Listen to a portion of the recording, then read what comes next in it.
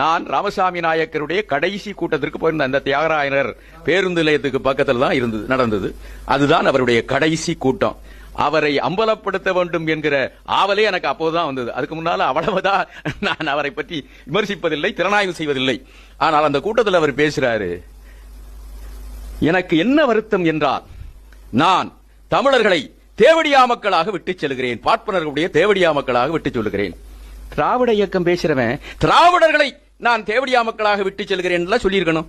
அறிவு நாணயம் இருந்தால் இழிவுபடுத்துகிற போதெல்லாம் தமிழர், உயர்வுபடுத்துகிற போதெல்லாம் திராவிடன்.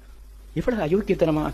உயர்வுபடுத்துகிற போதெல்லாம் ராமசாமி நாயக்கருடைய அந்த நூல், ஆராய்ச்சி நூல் அனைத்தையும், அவருடைய பேச்சுக்கள், எழுத்துக்கள், தொகுக்கப்பட்ட நூல்களை எல்லாம் படித்து பார்த்தீர்கள் என்றால், உயர்வுபடுத்துகிற போதெல்லாம் திராவிடர்கள், இழிவுபடுத்துகிற போது, கொச்சைப்படுத்துகிற போது தமிழர்கள்.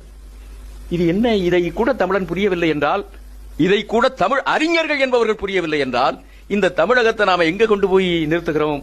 பரிதாபம். வீடியோ இருக்கு, அடுத்து போட்டு பாருங்க. இந்த அம்மாவுக்கு வெக்கமா இருக்கு, முக்காடை போட்டுக்கின்னு எட்ட ஓடுது. கிழமை பின்னாடி போறதுக்கு வெக்கப்பட்டுக்கின்னு போகுது. அவன் மாம்படியா நம்ம பொண்டாட்டின்னு எப்படி போறதுன்னு ஓடுது. அதெல்லாம் பார்க்கல. இந்த கிழமை வந்து ரெக்கார்டு தான் பாக்குறாப்புல. சொத்து அவரு எல்லாம் போற மாதிரி ரெக்கார்டு சரியா இருக்கா அப்படியே போட்டிக்கின்னு நிக்கிறாரு. சிடி நாயுடு வந்து பின்னாடி போய் அப்படி முதுகுல தட்டி வாமா கூட போமா கூட போமான்னு புட்டி தள்ளி விடுவாரு. சிடி நாயுடு தள்ளி விடுவாரு.